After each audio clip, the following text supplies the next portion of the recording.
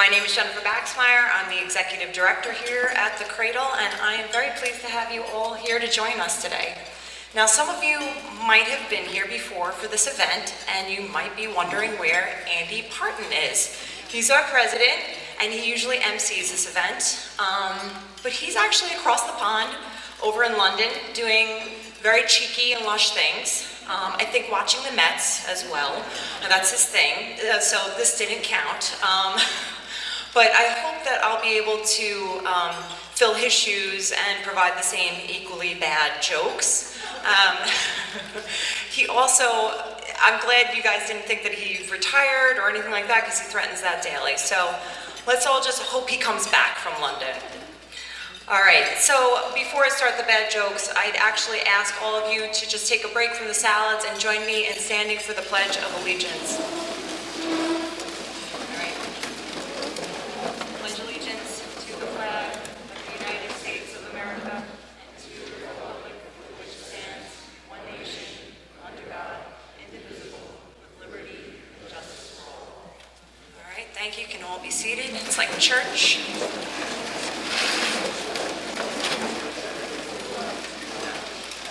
I'd also like to take a moment to acknowledge some of the special guests and supporters who've made it possible for today. Our dedicated board members whose steadfast support and guidance keep our mission alive. If you could please stand and receive a round of applause for all of your great effort. Really, thank you. And our presenting sponsor, GSC Dynamics, Inc. A heartfelt thank you to their CEO and owner, Ann Shabunko Moore. She's also serves as our vice chair. And your leadership and generosity is invaluable. Thank you. Okay, since its inception, the Cradle of Aviation Museum has been dedicated to preserving Long Island's rich aviation history while inspiring future generations to pursue careers in aviation and STEM. That's an acronym we were just talking about before to a few of you: science, technology, engineering, and mathematics. If you've come here before, you've heard that acronym a few times. It is through the stories and achievements of our honorees, like who we are inducting today, that we're able to ignite the passion for aviation, aerospace, and STEM in young minds.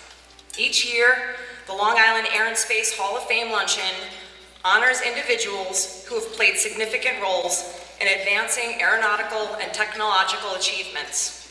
Over the past years, we've proudly inducted over 70 remarkable individuals, including aviators like Glenn Curtis, Charles Lindbergh, Eleanor Smith. Don't worry, I'm not going to go through all the 70 inductees, but I'm just going to rattle off a few.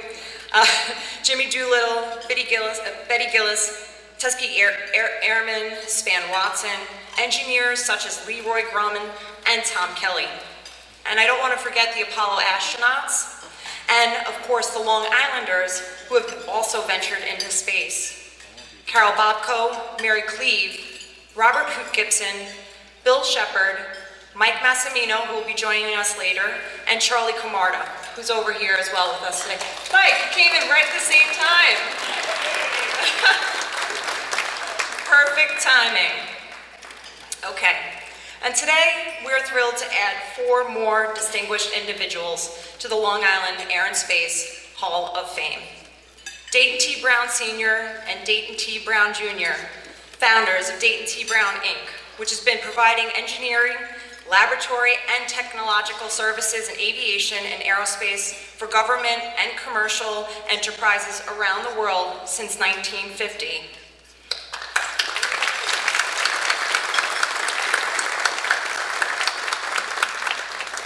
Astronaut and scientist Fernando Frank Caldiero. Although born in Argentina, we proudly claim him as ours. He grew up in Queens and he received a degree in aerospace technology from Farmingdale State College, so yeah, that counts, that's ours. Frank was a test director for the B-1B Lancer, a space shuttle main propulsion specialist, and contributed to 52 space shuttle programs and launches and training of astronauts. And last but not least, Jackie Cochran, an American pilot and business executive who pioneered women's aviation as one of the most prominent racing pilots of her generation. Jackie set numerous records. She was the first woman to break the sound barrier in 1953. She also started the Women's Air Force Service Pilots, better known as WASPs, training over 1,000 women to ferry military aircraft. Let's give all of them a round of applause. I'm also very honored to have with us today to commemorate these incredible honorees, the president of Dayton T. Brown, Inc., Jim Kelly and his team,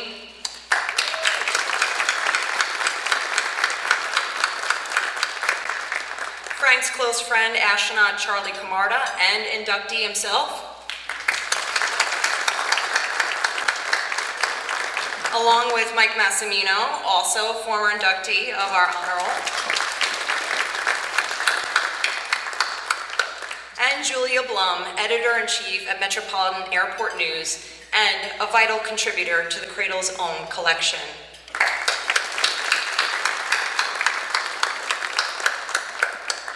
Thank you all for joining us and celebrating this remarkable achievements of these extraordinary individuals. Your presence here today helps us to continue our mission of preserving the past and inspiring the future. Now it's my distinct pleasure to introduce someone who's been instrumental in the success of today's event and the ongoing mission of the Cradle of Aviation Museum as the CEO and owner of GSC Dynamics, Inc., and our esteemed vice chair of the board. She has shown unwavering support and dedication to promoting our museum. Everyone, please join me in welcoming Anne Shabunko Moore.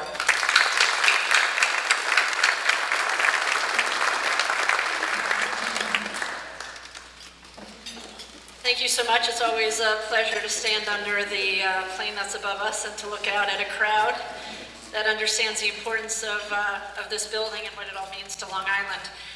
And just for the record, I thought Andy was on like a global fundraising effort. Is what I thought he was doing. So he's promoting the Cradle just in a broader way. So thank you to Andy and his continuing efforts with his team.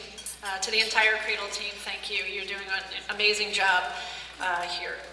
So we do have some special people here today representing, of course, Dayton T. Brown Sr., Dayton T. Brown Jr., Frank Caldero, and Jackie Cochran. And what does it really represent in the bigger picture for someone like myself? We have the past, we have the present, we have the future. And I think this event, and why I am a proud sponsor of this event, is it's that culmination of past, present, and future that is so important to me. My grandfather was in the industry, my father was in the industry, I'm in the industry now as the present.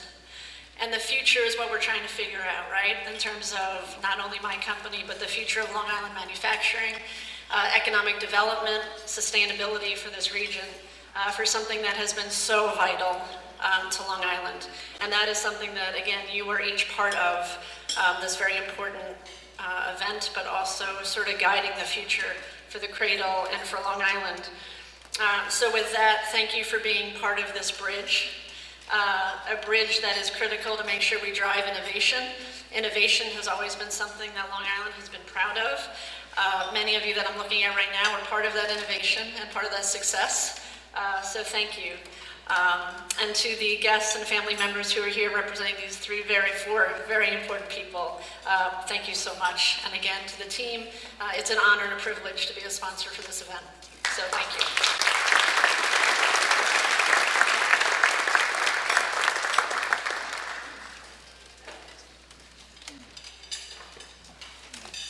Okay, and at this time, let's see here, I would like to actually start the formal part of the program. So I'm going to ask our curator at the Cradle and noted historian Joshua Stoff to please come up and introduce all of the inductees. Thanks, Josh.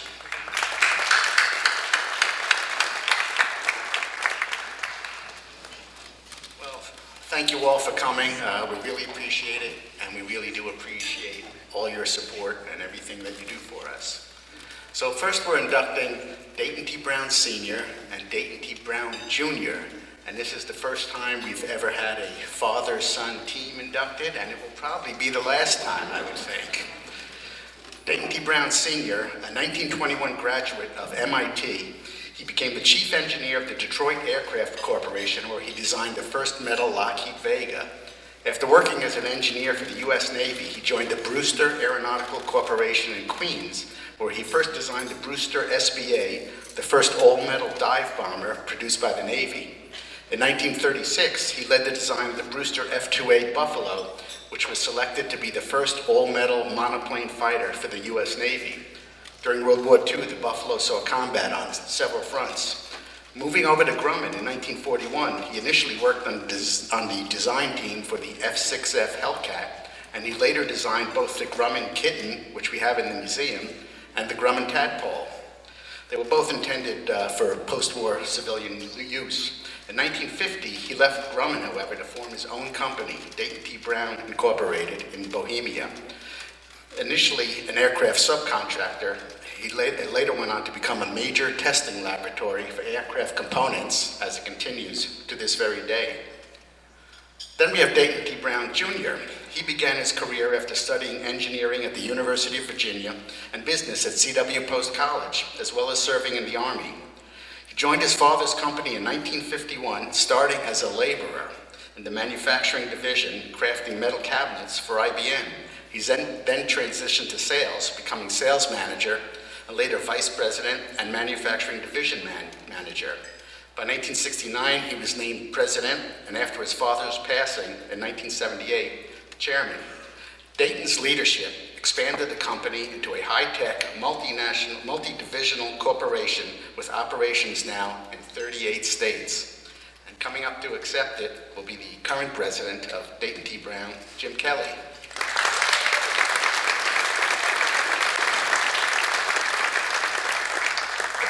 I gotta say, you did a great job.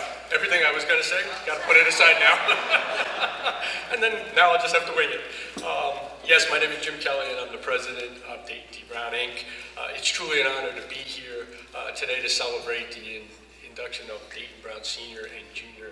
into the Long Island Air and Space Hall of Fame. I was going to say the first father and son, so we got that. But I'll give you another fun fact. I personally knew Mr. Brown Sr. and Mr. Brown Jr. I have experience with both of them. I knew Mr. Brown Sr. when I was like 13, 14 years old. So we do go way back. They've made a lasting impact on the aerospace industry, molding it into the landscape we see today, and all the accomplishments that you spoke about. Dayton Brown Sr. was a true visionary and a pioneer. He dedicated his life to advancing aeronautical engineering. From the groundbreaking work on the Brewster Buffalo to his founding of Dayton T. Brown, Inc., his contributions have paved the way for innovation in aviation. Now, Mr. Brown Jr., I know him a lot longer. He's the chairman of the board of the corporation today, and he's my boss. And this better go well. He did follow in his footsteps, and he demonstrates remarkable leadership and dedication to excellence. Under his leadership, the company has grown significantly, expanding in aerospace presence. Our presence has grown tremendously there, but also expanding in other markets. We're in space, we're in missile defense, we're in eVTOLs, if everybody's starting to hear about eVTOLs, these jets and hover vehicles, we're involved with those. But he put us in a place where we can test basically anything that flies and really anything that is mission critical. So he has really taken this organization to a whole new level, following in his father's footsteps, and again, through the past that you shared. So on behalf of the Brown family, friends, Dayton T. Brown, Inc., my partners in crime, and everyone, I extend our deepest gratitude for this prestigious honor. May their legacy continue to inspire future generations of aerospace enthusiasts and innovators. Thank you.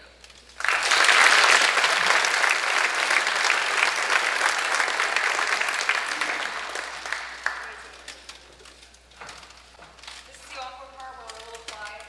Just talk about yourself.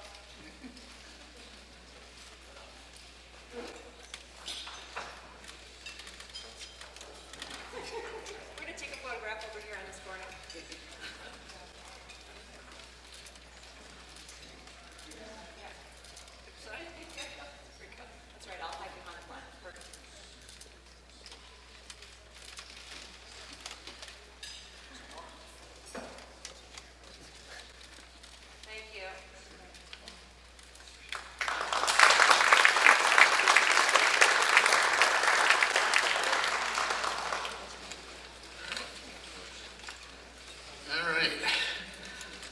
Next, we're going to honor Fernando, known as Frank Caldero, who was actually one of 14 Long Island astronauts.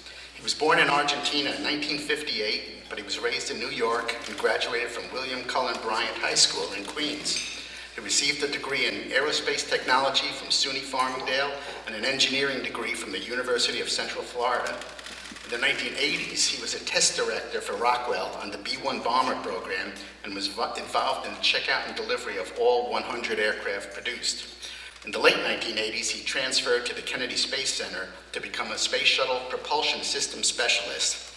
He was hired by NASA in 1991 as a propulsion system expert, and he participated in the launch of 52 space shuttle missions.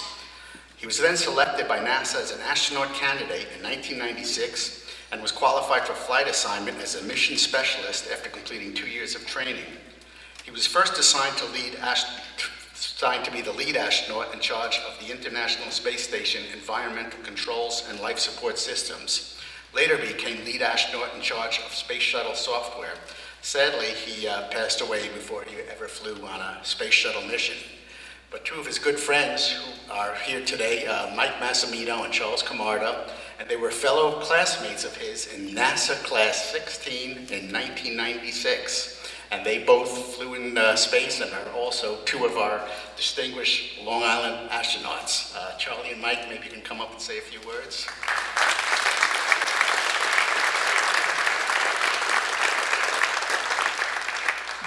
I'm going to pull my good buddy Mike Massimino up here also because we were in the same class. We know Frank for many years, since 1996.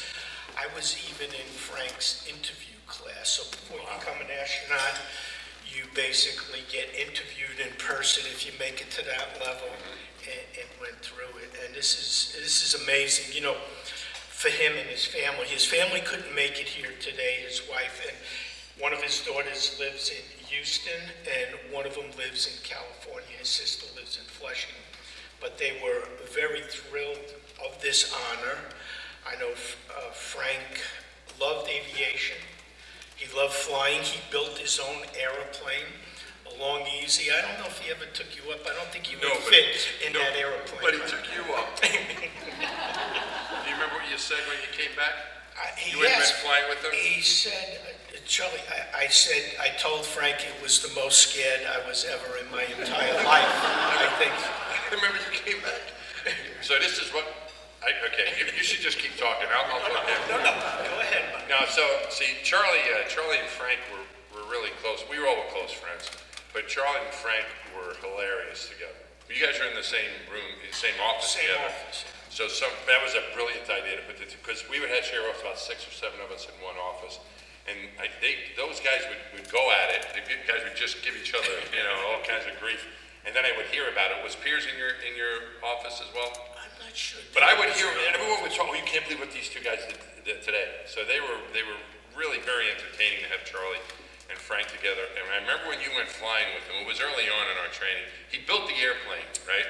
Built a Long Easy. So I remember you coming back and you talking to me about it, and you say, he goes, I'm never doing that again. I felt like I was flying on a kite. That's what you said. I felt like I was on a kite.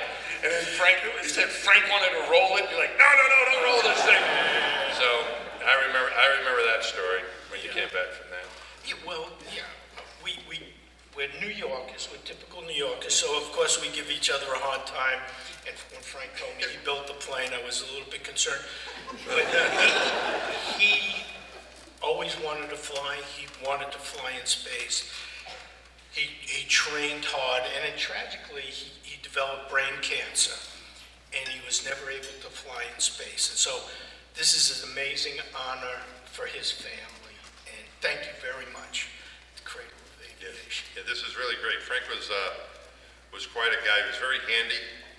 He was able to fix just about anything. His garage, he had almost like a Don Pettit type of garage, where he spent a lot of time on his garage. He spent, I think, more time fixing up his garage than his house. His garage, he put in Houston, you had to have air conditioning if you wanted to spend any time in any one room in the summer, and so Frank put air conditioning in and all kinds of electrical capabilities, and he had his tools, and he built his own airplane, as Charlie said. And he worked on, as Josh said, he worked in propulsion for the shuttle main engines at Kennedy Space Center. And so when we were training and going through all these classes, if we had questions on the space shuttle main engines, Yeah, he knew we would everything. go to Frank. Yeah, Frank knew the shuttle really well. He was just a great guy, a great family guy. Two kids. One of them, I think, was born after we arrived in Houston. Michelle. Michelle, yep, I'm So I remember his wife Michelle. was with child when we all showed up together in 1996, and he was such a great guy. And of course, when he got sick, it was a horrible thing. I remember going to visit him close. It was just terrible because he couldn't think like he used to, and it was just terrible for all of us that knew him. And with all that, when Charlie, was you gonna say something? No, yeah, so he had to go through cancer, brain cancer for 2 years, and it's just something about him totally changed. It's like he enjoyed life. Space was no longer in the picture, but his family meant everything. Yeah, he was. I mean, it was such a shame. You know, we felt so badly. And when Charlie called me, I guess it was last week or 2 weeks ago about this happening, and that you were going to be here. And I really wanted to be here today, not only to see Charlie, but also in Frank's memory, because he really was a great guy. He never got a chance to fly with like the rest of us did, and I miss him. And so I think for the Cradle, I don't know who's responsible for doing this sort of thing. Good job. But it really is a great honor to his memory, to Frank, to be here in the Hall of Fame, and I'm very proud of Charlie is too, to be in here with him, and you know, we miss him. So thank you for doing this. This is really a wonderful day for all of us. Thank you. Thank you, Cradle.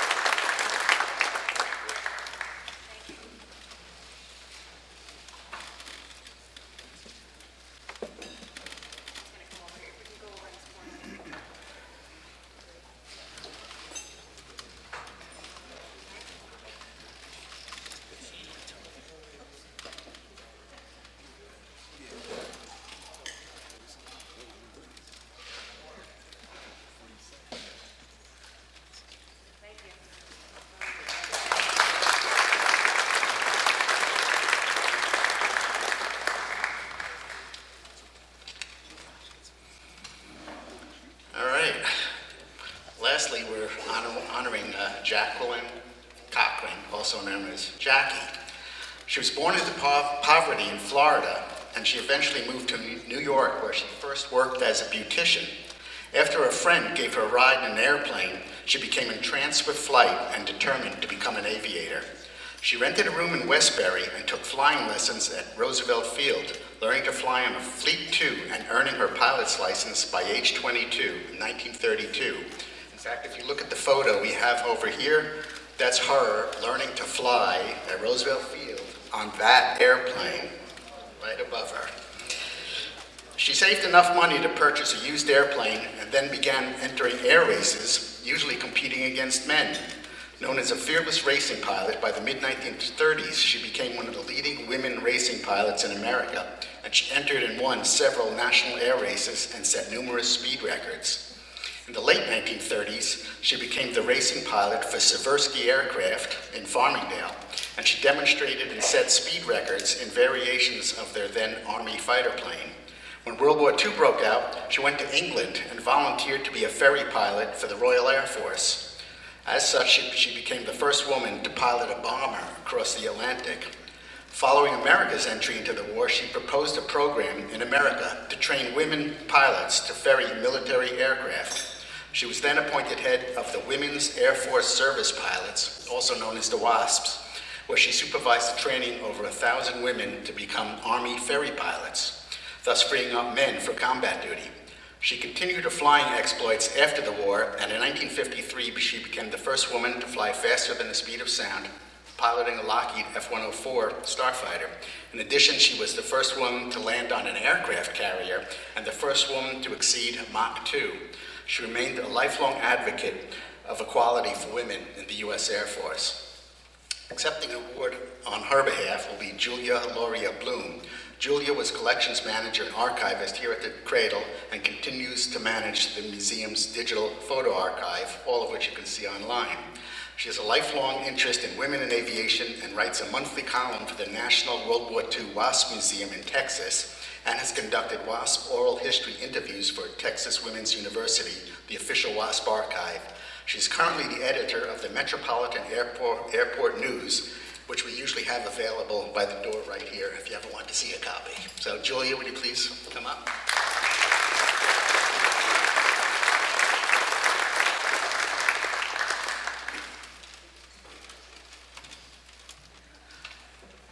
Thank you, Josh, for the lovely introduction. I'm going to get right into it. There's a lot to say about Jackie Cochran. On May 18th, 1953, Jackie Cochran climbed 45,000 feet in an F-86 Sabre.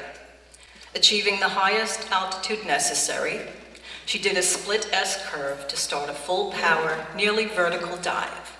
Keeping the throttle at full power, she read the numbers on the Mach meter aloud to Chuck Jaeger, the pilot in her chase plane, who helped train her for this moment.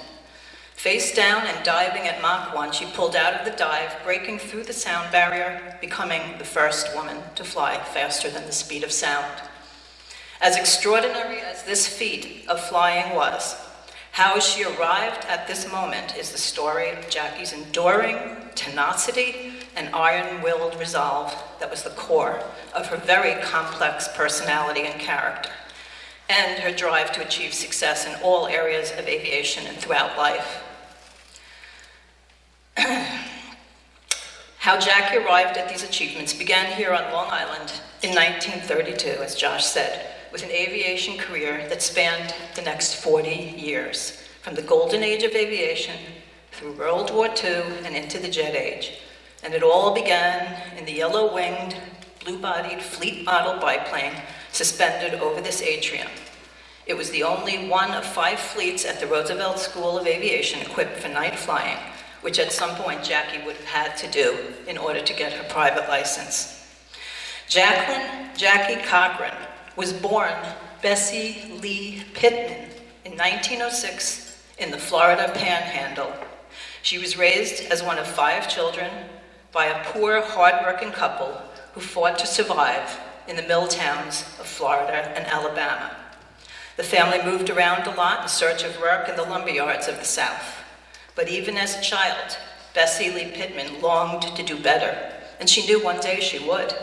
With little formal education, she worked in a textile mill by the time she was 8 years old, wearing a flour sack, until one woman, a teacher, took her under her wing and bought her a dress and gave her a bow for her hair and taught her about hygiene and table manners and dreams of a better life.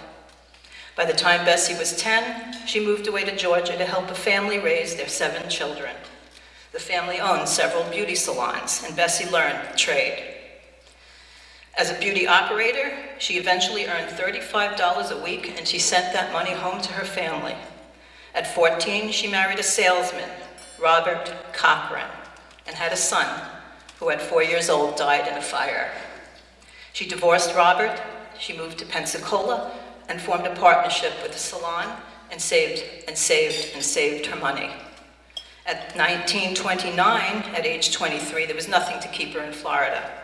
Owning an extraordinary amount of ambition, resenting the narrow opportunities available to her, she left Pensacola for New York City.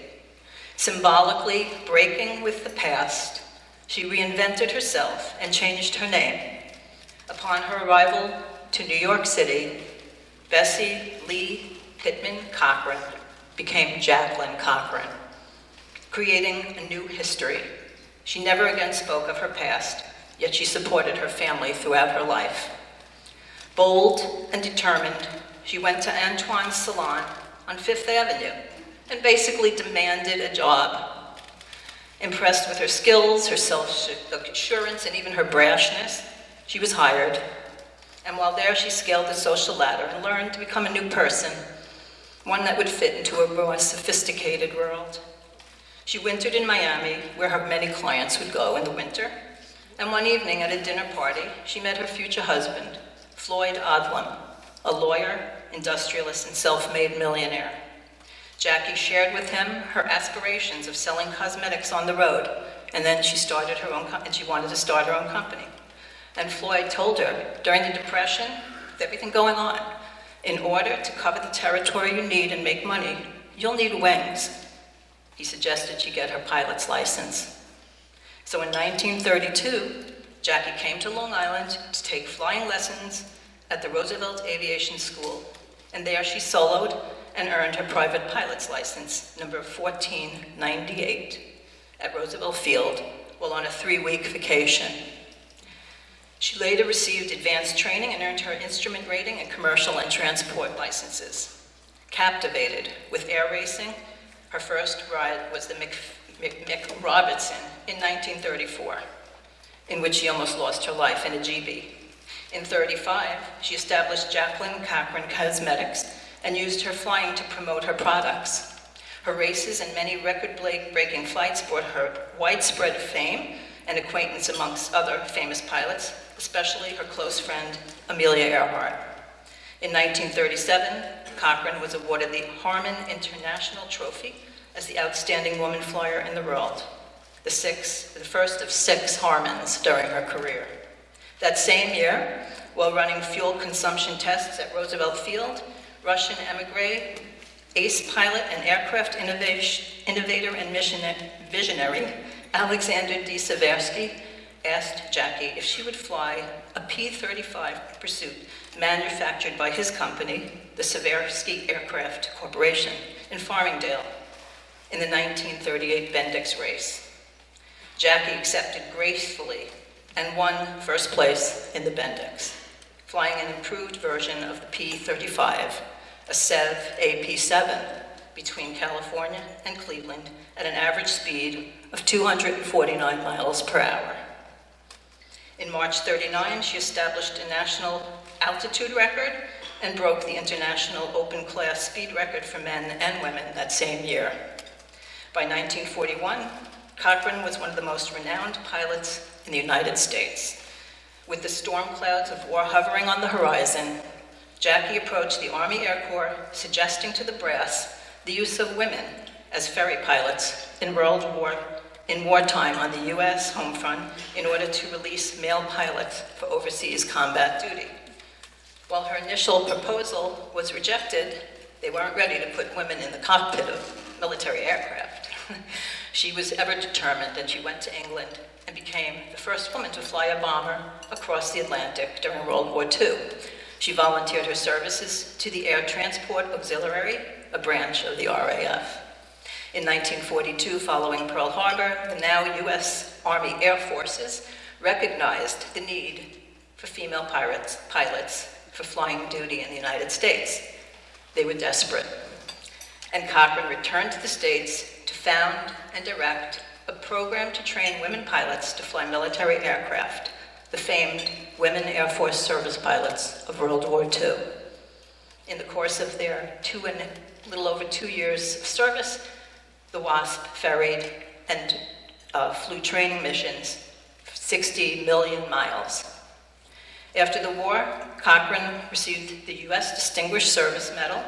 She worked as a correspondent for Liberty magazine and was the first woman to enter Japan after World War II. She became a staunch advocate for a separate Air Force, and in 1948, she joined the USAF Reserve, gaining the rank of colonel. She spent many years developing her cosmetics company and continued to participate in air races and establish new trans and international records. She was a 2-time president of the 99s and the first female president of the Fédération Aéronautique Internationale, FAI. In 1960, she supported the Lovelace Clinic's Women in Space program, but ultimately pulled her funding from it. She was also deeply involved with charitable causes, particularly children's groups. Once again training with close friend Chuck Yeager in 1961, she set 8 records in a T-38 Talon, and in 1964, she exceeded Mach 2.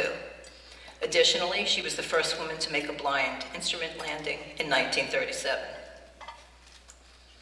The list of her achievements in aviation is exhaustive. I can't even begin to touch on them. But suffice to say that at the time of her death in 1980, after a lifetime of health problems, she held and continues to hold more speed, altitude, and distant records than any pilot in aviation history, male or female, living or deceased. One of the greatest pilots of the 20th century. She was either loved and admired and at times insufferable or feared, but her legacy is one of perseverance, tenacity, and spirit, and one to be remembered as she is today at the Long Island Aviation Hall of Fame. And I'm very honored to accept her induction on her behalf. Thank you.